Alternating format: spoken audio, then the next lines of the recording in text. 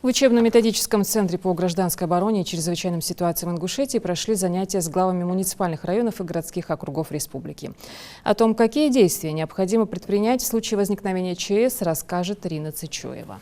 Нормативно-правовая база с каждым годом обновляется. Появляются новые законы, которые регламентируют гражданскую оборону. Муниципалитетам особенно важно знать все методы и тонкости защиты от ЧС.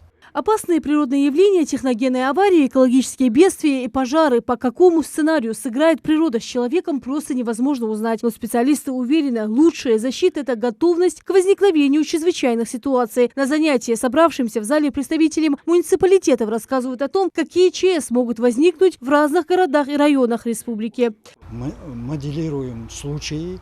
У нас есть видеоматериалы, где показывается, как, допустим, руководитель органа муниципального образования, то есть глава администрации, районной администрации или руководитель муниципального образования городской округ, его полномочия действия при возникновении различных видов чрезвычайных ситуаций. Например, сейчас, допустим, в настоящее время актуальна еще паводковая ситуация, противопаводковые, действия их, допустим, при выпадении обильных осадков. В Ингушетии к возникновению паводкоопасного периода особенно подвержены Сунжские и Назрановские районы. Муниципалитеты должны действовать согласно методическим разработкам. Глава города или района в случае возникновения ЧС должен сформировать оперативный штаб и специальную комиссию по ликвидации чрезвычайной ситуации. Традиционно в республике проходит учение по гражданской обороне с привлечением всех ответственных служб. В городах должны быть учрежденные места сбора населения, укрытия и оказания необходимой помощи.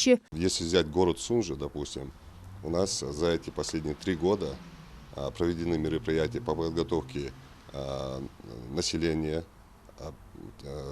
по чрезвычайным ситуациям, по защите от чрезвычайной ситуации, обозначены места укрытия населения, проведены в порядок, прошли обучение у нас почти на 100%, весь руководящий состав. Руководящий состав должен обучаться 5 лет один раз. Все у нас и вновь заступающие на работу, госслужащие и муниципальные служащие, все они проходят обучение. Работа заключается полностью в планировании и выполнении всех мероприятий, связанных с защитой населения и территории от чрезвычайных ситуаций природного и техногенного характера, а также все мероприятия в области гражданской обороны. Ежегодно мы подготавливаем планы основных мероприятий. Согласно этих планов мы выполняем все поставленные задачи.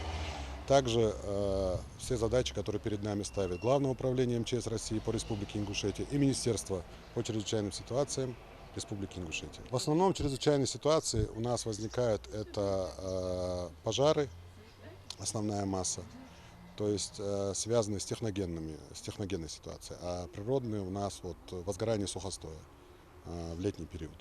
Гражданская оборона обеспечивает безопасность государства и защищает население от рисков и угроз природных катаклизмов и техногенных аварий. В этом году исполняется 90 лет со дня создания на территории нашей страны гражданской обороны. В 2022 году из Управления по делам гражданской обороны и чрезвычайным ситуациям Ингушетии по распоряжению главы Ингушетии Махмуда Али Калиматова преобразовано в министерство.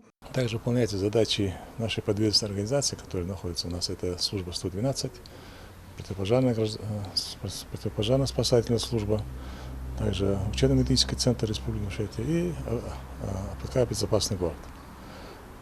На сегодняшний день за отчетный период службой 112 принято порядка около 200 тысяч звонков, обращений граждан республики. Из них это и бытовые вопросы, которые в последнее время участились, от оказания помощи, вызволения животных, и непосредственно поиск людей, потерявшихся в республике. В Ингушетии сегодня работают 6 поисково-спасательных отрядов. Всего в регионе 136 спасателей. Только за 2021 год выполнено больше 1000 выездов самого разного характера. По поручению главы Ингушетии Махмуда Али Калиматова из Национального фонда развития для нужд министерства приобрели современное оборудование. Мы благодаря сегодня оказанной помощи главы республики Махмуда Али Макшариповича дооснастили наши 6 отрядов, и в том числе и помощью правительства. Вот сейчас будем докупать мотопомпы для откачки воды, которые в недавнем времени у нас были дожди сильные, и нехватка этих средств где-то до конца были отработаны эти вопросы. В министерстве дальше планируют повышать уровень качества оказываемой помощи жителям республики и готовность к возникновению ЧС. Лида Сычева, Адам Далаков, Новости 24.